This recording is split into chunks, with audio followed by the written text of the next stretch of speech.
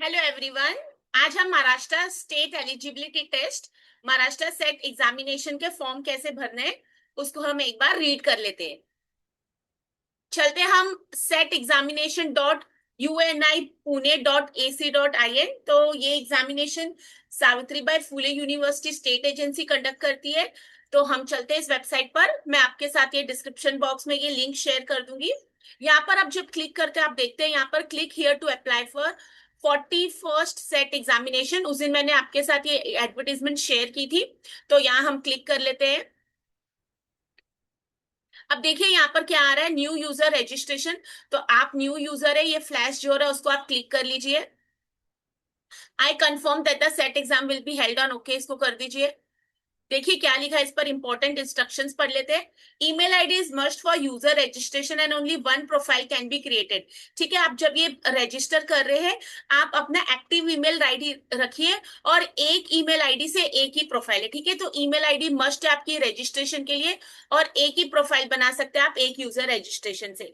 ठीक है, मुझे बहुत बार क्वेश्चन आते हैं कि मैम हम 2 बार एग्जाम दो सब्जेक्ट्स के लिए दे सकते हैं, तो नहीं दे सकते। आप एक अटेम्प्ट में एक ही एग्जामिनेशन दे सकते हैं।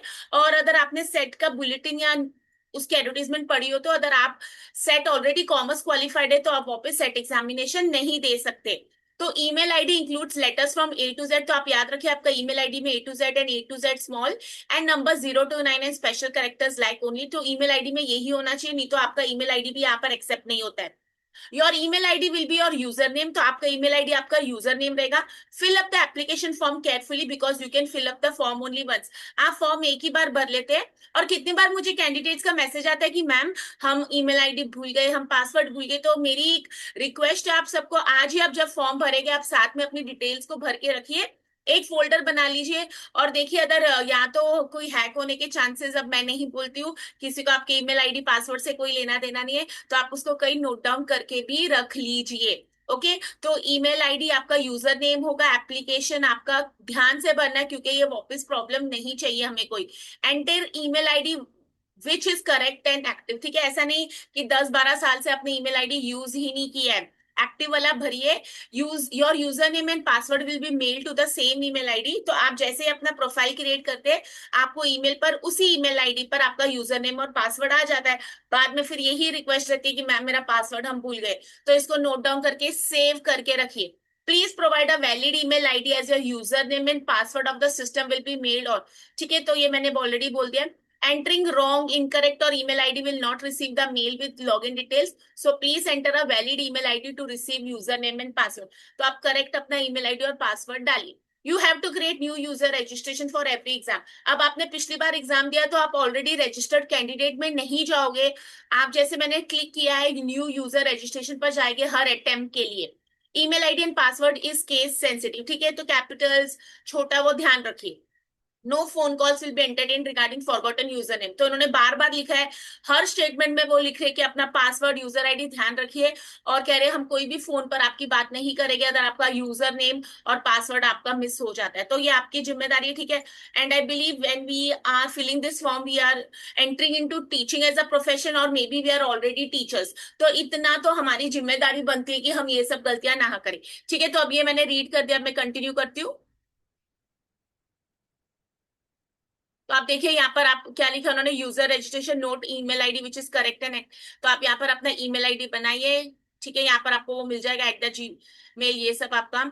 फिर इसके बाद अपना पासवर्ड री एंटर, सिक्योरिटी क्वेश्चन आएगा, इसको भी याद रखिए। Pet name, father full name, favourites को एक सेलेक्ट कीजिए और उसका आंसर देके सबमिट कर दिए। ठीक है, अब मैं ये फॉर्म नहीं भर रही हूँ क्योंकि मुझे नहीं बनना है, बट आप ये फॉर्म भर लीजिए। ठीक है, और अगर इसमें कोई भी दिक्कत आ रही है तो पहले दिन ही इसको सॉल्व करने की कोशिश कीजिए। ऐसा नहीं है कि हम लास्ट डे के लिए वेट करते, अभी नेट के लिए भी मैंने कितनी बार रिमाइंडर्स दिए थे, फिर भी कुछ लोग मुझे मैसेज करते हैं कि मैम ऐसा ऐसा हो गया। ठीक है, तो ये गलती ना कीजिए। अब देखिए मैं आपको ये बताती हूँ, एक मिनट, इसमें मैं वापस जाती हूँ, एक बार एडवर्टीजमेंट भी पढ़ लेते हैं।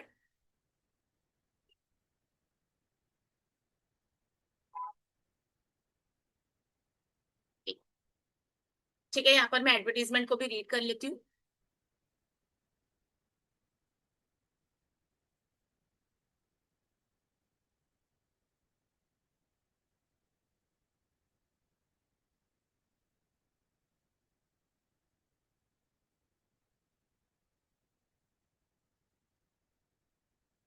देखिए क्या लिखा है। Savitribai Phule Pune university state agency will conduct 41st, तो ये सेट एग्जामिनेशन 41st वाला होने वाला है at centres located in the cities Mumbai, Pune, Kolhapur, Solapur, Ahilyanagar, Nashik, Dhule, Jalgaon, Chhatrapati Sambhajinagar, Nanded, Amravati, Nagpur, Chandrapur, Gadchiroli, Ratnagiri, Parbhani, Nandurbar, Panjim, Goa Sunday. तो ये संडे का एग्जामिनेशन है। एग्जाम होगा कि नहीं, हम एग्जाम दे पाएंगे कि नहीं, ये आपको सोचना नहीं, आपको सिर्फ अपनी मेहनत करनी है।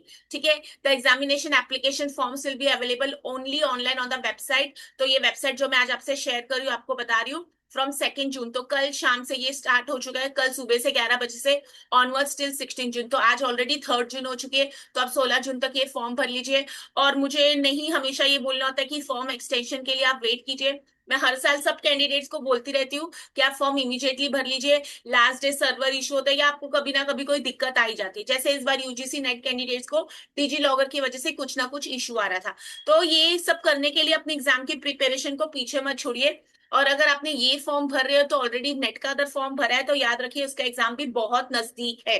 तो आप उसके लिए भी पढ़िए, ऐसी चीजों के लिए तुरंत अपना काम निपटा दीजिए। तो 2 जून से स्टार्ट होगा 11 बजे कल से सुबह से, ऑनवर्ड्स टू 16 जून। तो 16 जून तक चलेगा with regular fee. Period for submitting online application with late fee. अगर आप लेट फी के साथ बनना चाहते हैं तो 17 जून को आपको टाइम मिलेगा 11 बजे से 19 जून तक। ठीक है। तो लेट फी के चार्जेस अलग होते हैं, तो क्यों अपने पैसे वेस्ट करने। Candidate should fill up the online online application form correctly and submitted online. तो ऑनलाइन ही भरना है, कुछ ऑफलाइन नहीं करना है। Print out of the online application form should be retain by the candidate and should not be sent to any coordinating centre. तो आप जो प्रिंट इसका जब फॉर्म भर जाता है उसको सेव कर लीजिए। कहाँ पर सेव किया वो भी याद रख लीजिए, तुरंत एक प्रिंट आउट लेके अपने पास रख लीजिए। बाद में हमको एप्लीकेशन नंबर नहीं मिलता, ईमेल आईडी याद नहीं आता, XYZ मुझे मैसेजेस आते हैं, मैम मेरा डिवाइस खराब हो गया है, हमने सेव नहीं किया था, XYZ रीजंस को अपनी क्वालिफिकेशन से दूर रखिए। एग्जामिनेशन फी आपकी आएगी, प्रोसेसिंग फी, अगर आप ओपन कैटेगरी से रेगुलर कैंडिडेट के लिए 800 रुपीज, अगर आप लेट मतलब आप एक दिन लेट हो जाते हो तो आपको 500 रुपए एक्स्ट्रा बनना है, 1300 रुपए। OBC, DT, VJ, NT, NTC, NT, SEBC, ये सब अगर आपके पास प्रूफ है तो ही भरिए। 650 रुपीज और इनका लेट फी है 1150। ठीक है। अब इन्होंने स्टार मार्क किया है, तो ये किसके लिए स्टार मार्क के ऊपर देख लीजिए, ये अदर कैटेगरीज में। For annual income limit for non creamy layer group please refer latest Maharashtra government resolution of department of social justice and special assistance in this regard the rules prescribe by Goa government will be binding on Goa state student. तो ये जो annual income का limit है non creamy layer, Maharashtra के बच्चों के लिए महाराष्ट्र के गाइडलाइंस इसमें एप्लीकेबल हो गए। और अगर आप गोवा से फॉर्म भर रहे हो तो आपको गोवा स्टेट के रूल्स एप्लीकेबल हो गए, तो आप वो देख लीजिए। और मेरी रिक्वेस्ट है, जो लोगों के पास ये सब प्रूफ्स नहीं होते, आप एग्जामिनेशन के पहले प्रूफ बना के रखिए। क्योंकि क्या होता है ना, जब नेट और सेट का रिजल्ट आता है, वो लोग हमारे बेसिस पर, हमने जो डॉक्यूमेंट्स दिए थे उसके बेसिस पर हमारा रिजल्ट लगा रहे। और ये जो हमारा एग्जाम है, क्वालिफिकेशन हुआ है, वो हमारी वेरिफिकेशन होती है जब हम एम्प्लॉयमेंट पर जाते हैं। तो एम्प्लॉयमेंट के टाइम अगर हमारा एम्प्लॉयर मतलब हमारे कॉलेज वाले जब हमारी वेरिफिकेशन कराते, उसमें कभी कुछ मिसमैच ऑफ डॉक्यूमेंट्स हो गए तो nobody is going to help you. तो याद रखिए हमेशा आपके पास डॉक्यूमेंट्स पहले होनी चाहिए। एग्जाम होने के बाद क्या मतलब है बनाने का। A candidate must keep print out of application form, candidates have to pay examination fees by debit, credit card और थ्रू इंटरनेट बैंकिंग। तो सब कुछ ऑनलाइन है, आप अपना एप्लीकेशन फॉर्म अपने साथ रखिए। कैंडिडेट्स को एग्जामिनेशन फीस भर दिए या तो डेबिट कार्ड से या क्रेडिट कार्ड से या इंटरनेट बैंकिंग यूपीआई, और उसका प्रूफ भी आप अपने पास रखिए। The list of candidates who have paid set examination fee on or before last date will be displayed tentatively in the second week of July. तो जैसे आप फॉर्म भरते हैं आपकी फीस हो जाती है, ये लोग उसकी लिस्ट भी लगाएंगे सेकेंड वीक ऑफ जुलाई तक इसी वेबसाइट पर। The candidates whose names are missing even after payment of fees should send evidence of payment. तो कह रहे हैं आप अपना प्रूफ रखिए पेमेंट जब आप फॉर्म भर रहे, क्योंकि बाई चांस अगर वो लिस्ट लगा रहे हैं कि इन कैंडिडेट से फॉर्म भरा और फीस भरी, उसमें आपका नाम नहीं है, तो आप वो एविडेंस उनको शेयर कर सकते हैं। ठीक है। जनरली ऐसे होता नहीं है, बट यस कभी कभी एक दो बार केसेस में हो जाता है। Information bulletin of set examination syllabi are available on the website. तो आप ये वेबसाइट पर जाके इनकी पूरी बुलेटिन पढ़ सकते हैं और सिलेबस पढ़ सकते हैं। नोट लिखा है, if a candidate is already set qualified in a particular subject he she can not appear for this set. तो जैसे कि मैं ऑलरेडी सेट कॉमर्स की हूँ तो मैं एग्जाम फिर से नहीं दे सकती, मुझे दूसरे सब्जेक्ट में देना है तो मैं जरूर दे सकती हूँ। हम सेट कौन से एग्जाम में, सेट कौन से सब्जेक्ट में देते हैं, सेट और net always advisable in the subject in which we completed post graduation. देखिए मैं कॉमर्स से हूँ, मुझे बहुत बार कैंडिडेट्स पूछते हैं मैम मैं कॉमर्स करूँ या मैनेजमेंट करूँ, तो मेरी हमेशा एक ही सजेशन है। एंड नेशनल एजुकेशन पॉलिसी में बहुत सारे चेंजेस आ गए। कहीं कहीं है ना, हम जैसे मुंबई से हूं मैं, तो हम कॉमर्स एंड मैनेजमेंट को मर्ज कर देते हैं। कहीं कॉमर्स अलग होता है, कहीं मैनेजमेंट अलग होता है। बट याद रखिए, इसको ऐसे डिसाइड कीजिए कि आपका लॉन्ग टर्म गोल कहाँ है। ठीक है, आपको बीकॉम कॉलेजेस में एडेड परमानेंट पोस्ट के लिए अप्लाई करना है, तो मेरी सजेशन है अब तक आप उसके लिए कॉमर्स ही करिए। ठीक है, मैंने एक वीडियो भी इसके ऊपर बनाई हुई है, नेट इन कॉमर्स और मैनेजमेंट। और ट्रस्ट मी, हर हफ्ते में मुझे 2 बार ये क्वेरीज तो आ ही जाती है। तो ये नहीं है कि मैंने एमकॉम इन बिजनेस मैनेजमेंट किया है तो मैं एलिजिबल हूँ मैनेजमेंट के लिए। मेरा कहना है कि M Com in business management degree मैमकॉम है, बट उसका स्पेशलाइजेशन मेरा एक जो मैंने सेलेक्ट किया था वो बिजनेस मैनेजमेंट है। बट वो पूरा एक डिग्री नहीं है जो मैनेजमेंट का है। ठीक है, तो जो कैंडिडेट्स एमबीए के होते हैं उनके लिए मैं हमेशा एडवाइजेबल बोलती हूँ, आप नेट इन मैनेजमेंट करिए। देखिए, अभी तक यूजीसी और जो परमानेंट जॉब से वहां पर एलिजिबिलिटी कॉमर्स ही है। अगर इसकी कोई गाइडलाइंस आ चुकी आपके पास है कि हम नेट इन कॉमर्स या मैनेजमेंट दोनों कर सकते हैं, तो मेरे साथ भी शेयर कीजिए। अदरवाइज मेरी सजेशन है, आप पहले नेट इन कॉमर्स कर लो एमकॉम के बेसिस पर, फिर भले आपको नेट इन मैनेजमेंट करना है। और जहां तक मैंने सिलेबस देखा है, मैं ये यकीन से कह सकती हूँ, जो एमकॉम का सिलेबस है उसके लिए कॉमर्स क्वालिफाई करना बहुत ईजी है compare to net in management. ठीक है, तो ये आप फॉर्म भर लीजिए, बिल्कुल डिले ना कर लिए। और अब मेरी चैनल पर मैंने प्लेलिस्ट 1, जिसमें मैंने जर्नल पेपर 1 के बहुत सारे वीडियोस में कैसे हर टॉपिक के क्वेश्चंस को सॉल्व करना है, right from teaching aptitude, logical reasoning. ठीक है, कुछ ऐसे क्वेश्चंस जो हर बार पूछे जाते हैं वो मैंने अपलोड की है।